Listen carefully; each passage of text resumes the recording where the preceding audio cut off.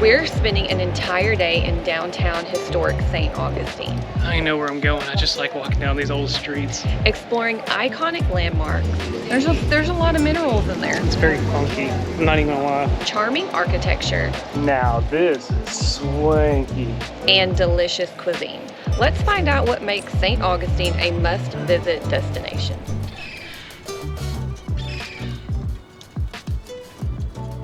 The city of St. Augustine was founded in 1565 by Spanish explorers, and it is the oldest continuously inhabited settlement in the lower 48 found by Europeans. Our first stop is breakfast. Now this place is called the Kookaburra, and they serve Australian meat pies and coffee. All right, I'm gonna try the, I guess it's Dejos. Yeah, it's a little easier than it sounds. It's just that, I was trying to make it Spanish. So you order across the way, right there, and you walk over here for seating. So obviously we had to get something sweet. I got a blackberry scone. And what is yours, banana bread? Banana nut bread. And we wanted to try something different.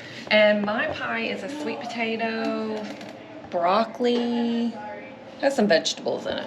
Mine has sausage. That's about all I know. Yeah, I want to try yours. There it is. Cheese, sausage, and egg.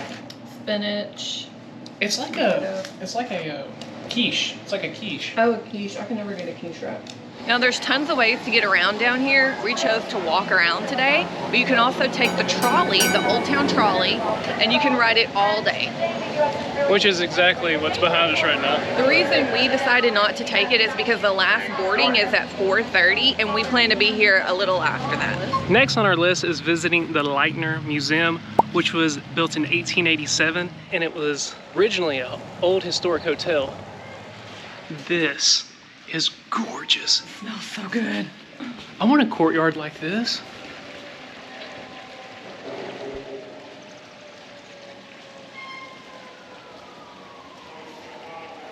This hotel is commissioned by Henry Flagler, who owned a railroad company coming from New York down to Florida, and he wanted to entice the super rich to be able to come down here in the winter from New York or the New England area. And what is so unique about the construction of this building is it's the very first example of using concrete being poured into molds to build a building. And what they use to form the concrete is crushed shell. After you visit the Lightner Museum, right across the street is the Flagler College. There's the trolley again. And the architects who built this also built that college. But before it was a college, it was a hotel as well for the super rich and elite. Now it's a university where kids go surfing. I saw that on their website. They go surfing? Yeah, they have a surfing class. Yeah. Now this is swanky.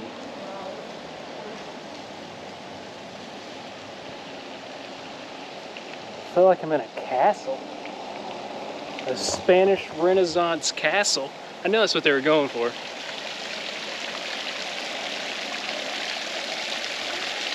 That's the old gutters. They don't make gutters like that anymore. Like they're original to the building? Yeah. Oh. They shoot on out. Built in 1887. I guess that's when it was completed. That's an impressive door, isn't it? It's thick. They don't make doors like that anymore.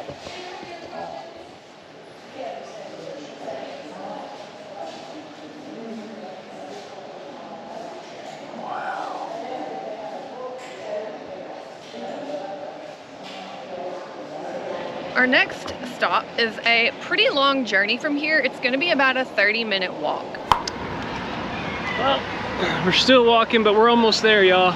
We're over halfway. Well over halfway. There's the trolley again. What we're heading towards right now is one of the main reasons Spanish explorers were coming to the New World. Look at this wall. Concrete and oyster shells. That is crazy. That's a lot of raw oysters, man.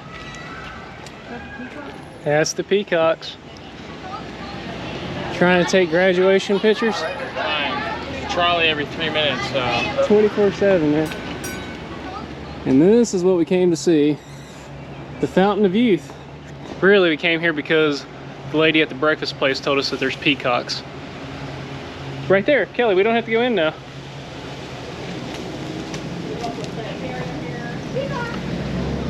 So this Fountain of Youth, not this one in particular, but this is something that a lot of Spanish explorers were looking for, all European explorers really, when they were coming to the New World. That, gold, silver, precious gems, but they were really looking for a Fountain of Youth. Is this the Fountain of Youth? I don't know.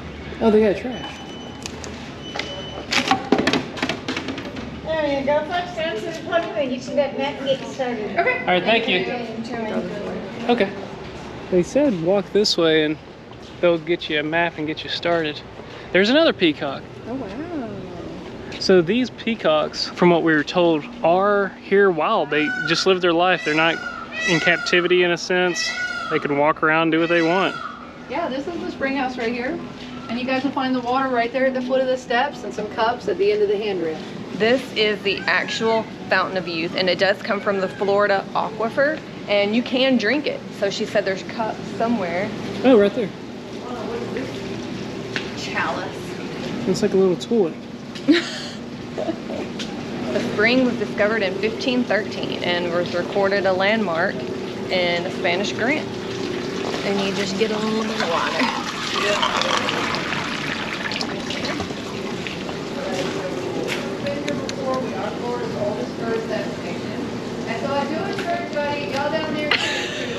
It kind of tastes a little, there's a lot of minerals in there. It's very funky. I'm not even gonna lie. It kind of has A fart? You remember the old artificial fart smell? or like a vegetable, a rotting vegetable. A rotting vegetable. Yeah. Huh. I think I'll just stick to my retinol. That or Hot Springs, Arkansas water. Yeah, that might be the true Fountain of Youth. One of the Spanish explorers, De Soto, was actually looking for the Fountain of Youth, and he ended up in our home state of Arkansas. Came upon some natives, and they took him to Hot Springs, Arkansas. Honestly, it's some pretty good waters. You can actually find the water bottled anywhere. It says Mountain Valley. Mountain Valley water is from the Ouachita Mountains in Arkansas. We've actually found it in Florida in grocery stores. Are you still drinking? No, I just still taste it.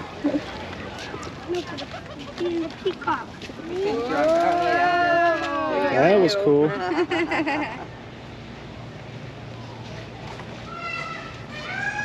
And that is the main reason we came here, is for these fellas. I've never seen this many peacocks in my life.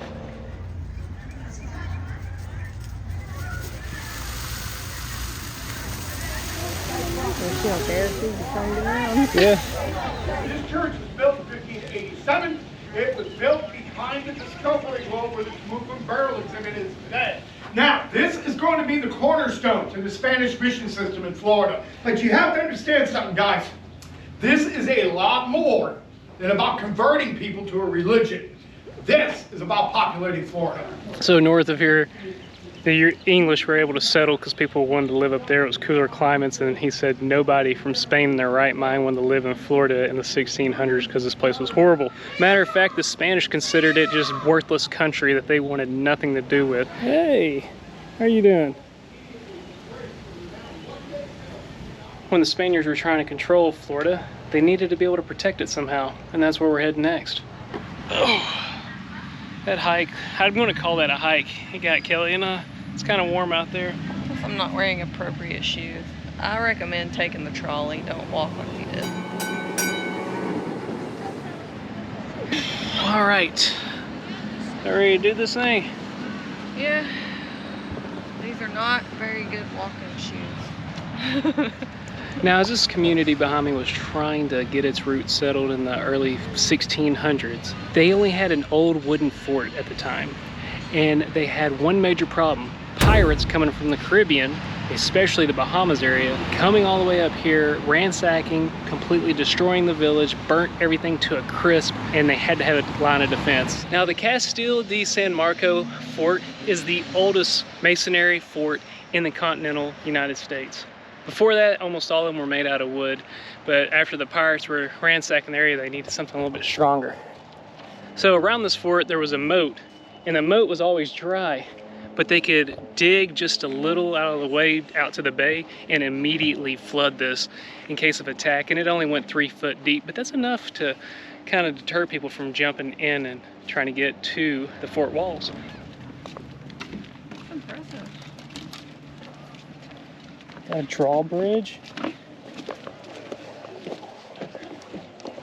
But it is kind of interesting because that type of government position. I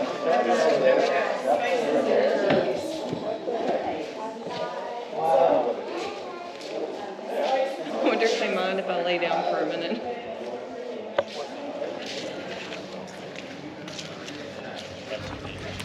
Now, there was a couple of sieges by the British on this fort. I think the British also had a siege occur where someone was trying to siege them, however that phrasing goes. Anywho, Bunch of sieging going on. But they were trying to shoot cannons into this wall. Because this is also made out of that same material, what's it called, Kelly, with the shells? Coquina. Coquina. It's a light, just shell made basically concrete. The cannonballs would come into the side of the fort and would just go into it.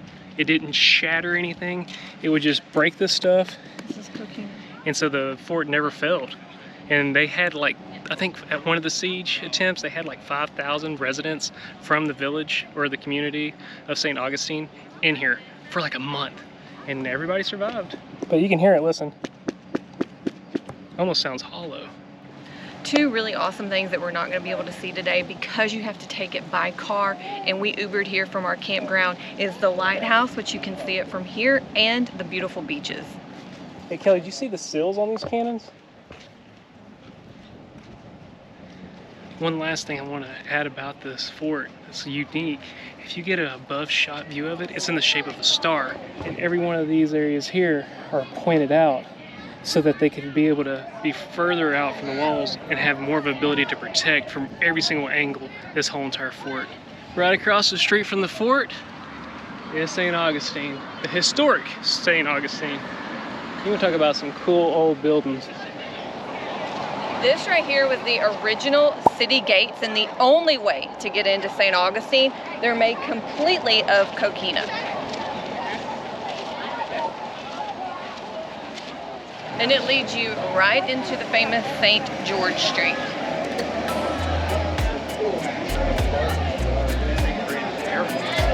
On this street, you can find tons of shopping, restaurants, and cocktail bars. And here's something else pretty neat. The oldest wooden schoolhouse in the United States, right behind me. That's neat.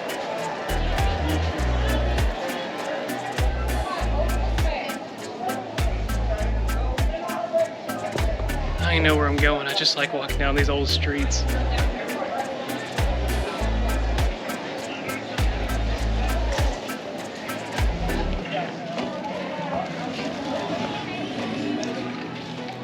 Well, we've done a little bit of shopping. We didn't want to bore y'all with it.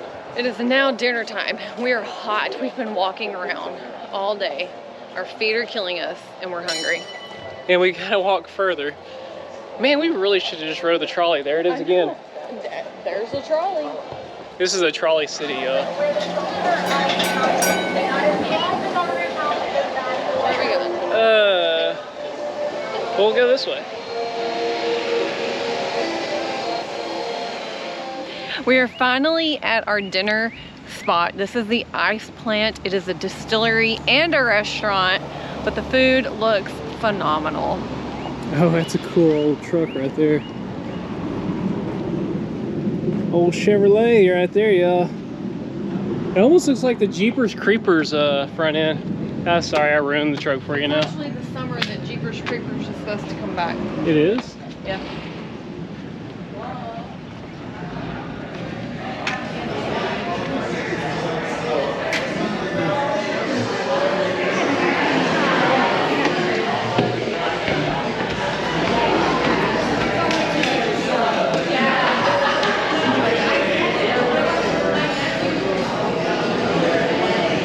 Interesting enough, we got the fish dip and it's salmon and jackfish. And if you watched a few videos earlier, David was saying jack is not good to throw it back. Dave got jack in here, so we're gonna see. I've never caught a jack before. Well, actually, I caught it and you Well, yeah, you caught it.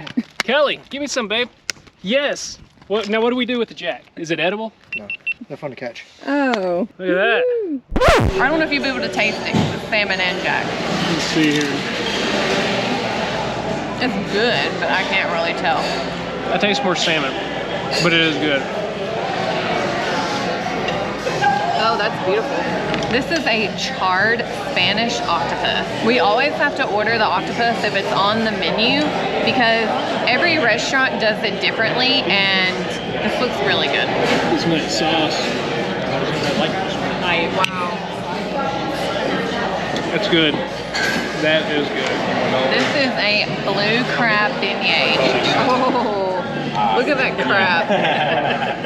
Look at that crab meat. And this is a house-made remoulade. Is that good? Oh. I know it's like falling apart. It's so good. It's very clean. It's very floral. That has got something floral going on. You know, like floral, like a cocktail, you know.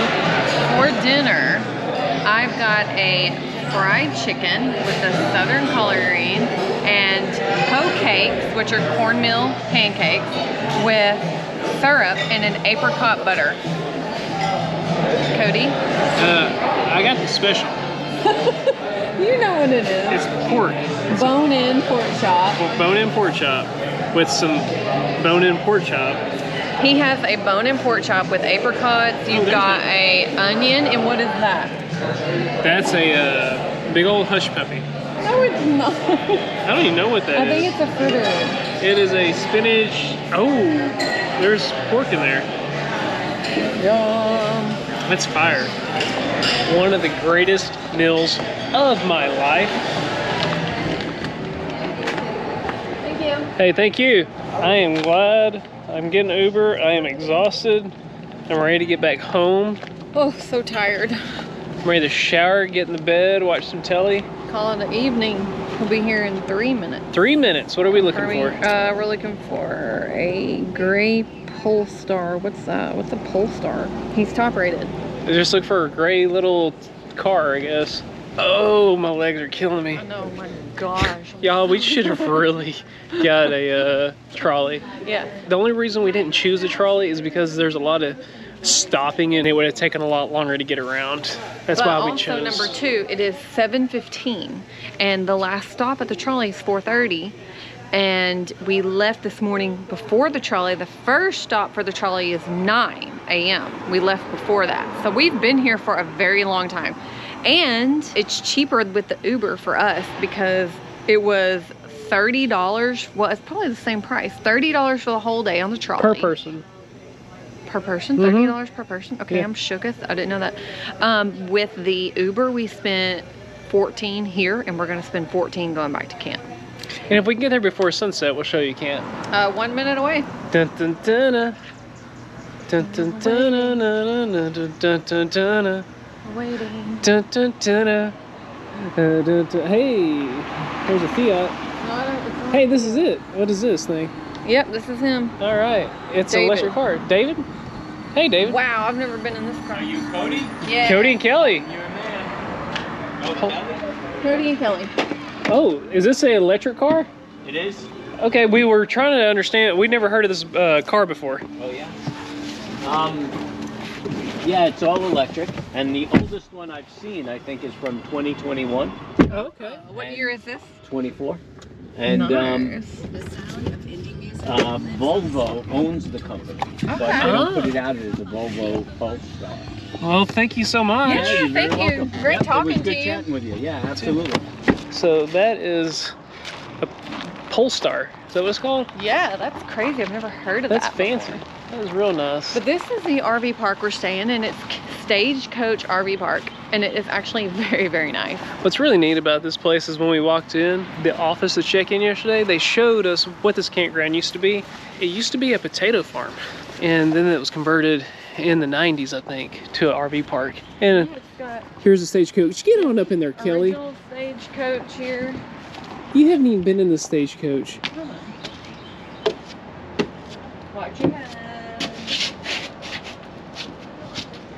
Oh, it literally says watch your head.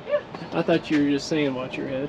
Whenever we look at a rig by itself out in the forest, we're like, wow, it's so tall, it's so big. And then whenever we come into a place like this, and you see that, or you there's see a Brinkley. Those are nice. or you see the Brinkley, Those are really nice. and then you see little Pearl.